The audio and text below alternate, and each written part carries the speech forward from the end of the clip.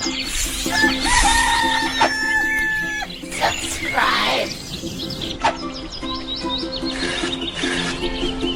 Ketemu lu gak sih di sekolahan? Ada, gawe. Cuma tuh anak rada aneh sekarang.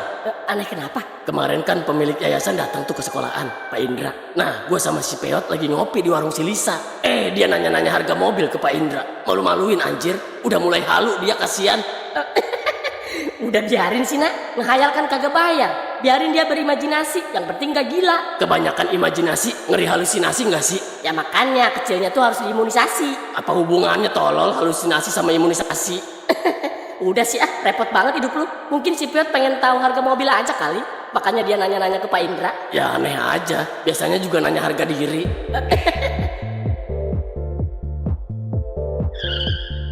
Mobil siapa itu, Dut? Gak tahu. Waduh, ngeri diculik gua. Halo guys, lagi pada ngapain lu?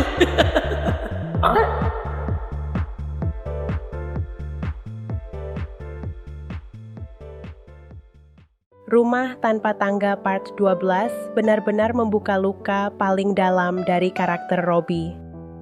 Di episode penutup kemarin, kita akhirnya tahu kalau semua keputusan Robby meninggalkan Cynthia bukan karena dia berhenti mencintai istrinya, tapi justru karena cintanya terlalu besar. Dan disitulah letak kesedihan terbesar dari cerita ini.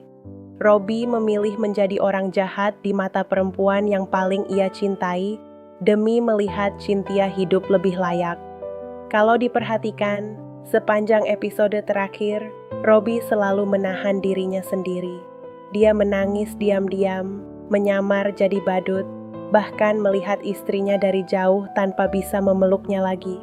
Itu bukan cuma sedih biasa, tapi rasa hancur seorang laki-laki yang merasa dirinya gagal sebagai suami.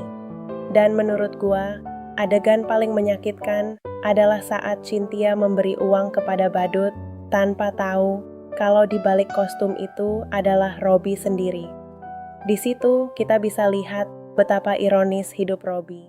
Dulu dia adalah suami yang selalu ada di samping Cynthia, sekarang dia bahkan harus menyembunyikan identitasnya hanya untuk memastikan istrinya baik-baik saja. Tapi justru dari titik paling rendah itulah cerita ini mulai membuka jalan baru. Karena di ending terakhir, ada satu detail yang sangat penting dan kemungkinan besar menjadi pembuka part 12 nanti, yaitu saat Robby datang menggunakan mobil mewah. Dan itu bukan detail biasa. Mobil itu seolah jadi simbol kalau hidup Robby mulai berubah drastis. Banyak penonton fokus ke perpisahan Robby dan Cynthia, tapi sebenarnya petunjuk masa depan justru ada di scene terakhir itu. Robby yang dulu naik motor butut, jadi badut keliling pasar, sekarang tiba-tiba datang dengan mobil mahal. Artinya, dalam waktu singkat kemungkinan hidupnya berubah total. Pertanyaannya sekarang, bagaimana Robby bisa sampai di titik itu? Kalau kita tarik dari cerita sebelumnya, kemungkinan besar ayah Cynthia benar-benar membantu Robby secara diam-diam setelah mengetahui pengorbanannya. Apalagi sebelumnya sudah dijelaskan kalau Robby membantu ayah Cynthia mendapatkan jabatan komisaris di perusahaan milik ibunya Kona.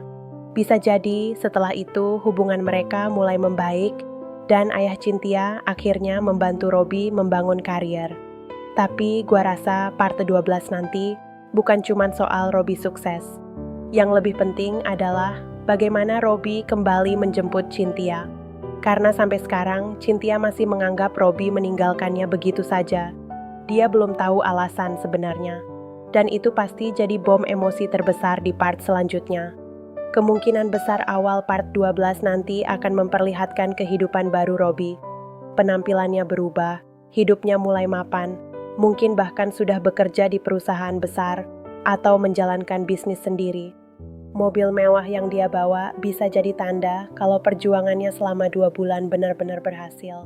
Tapi meskipun sukses, satu hal yang kemungkinan belum berubah adalah rasa bersalahnya kepada Cynthia. Gua yakin Robby bakal tetap jadi pribadi yang sama. Dia mungkin sudah punya uang, tapi luka karena meninggalkan istrinya masih belum hilang. Dan di sisi lain, Cynthia kemungkinan mulai membenci Robby sepenuhnya. Bahkan bisa saja keluarganya mulai menjodohkan dia dengan laki-laki lain karena mengira hubungan mereka sudah selesai. Nah, ini yang bisa jadi konflik besar berikutnya. Bayangin kalau suatu hari Cynthia melihat Robbie turun dari mobil mewah. Orang yang dulu dianggap miskin, gagal, bahkan dihina ayahnya sendiri, sekarang datang dengan penampilan baru. Tapi gua rasa yang bakal bikin Cynthia menangis bukan mobilnya, melainkan saat dia tahu ternyata selama ini Robbie diam-diam menderita sendirian demi dirinya. Dan kemungkinan besar akan ada adegan flashback yang memperlihatkan bagaimana Robbie bekerja mati-matian selama 2 bulan itu. Bisa jadi dia benar-benar diterima di perusahaan besar, atau malah membangun usaha sendiri dari nol. Bahkan bukan tidak mungkin karakter seperti Kona dan Yayot nantinya ikut membantu perkembangan hidup Robbie. Karena dari awal mereka selalu jadi sahabat yang mendukung Robbie di titik terendah hidupnya. Ada juga kemungkinan part 12 akan memperlihatkan perubahan sikap ayah Cynthia. Dulu dia adalah orang yang paling menolak Robbie, tapi sekarang justru dia jadi orang yang paling memahami perjuangan Robbie. Dan mungkin nanti dialah yang akhirnya menjelaskan semuanya kepada Cynthia.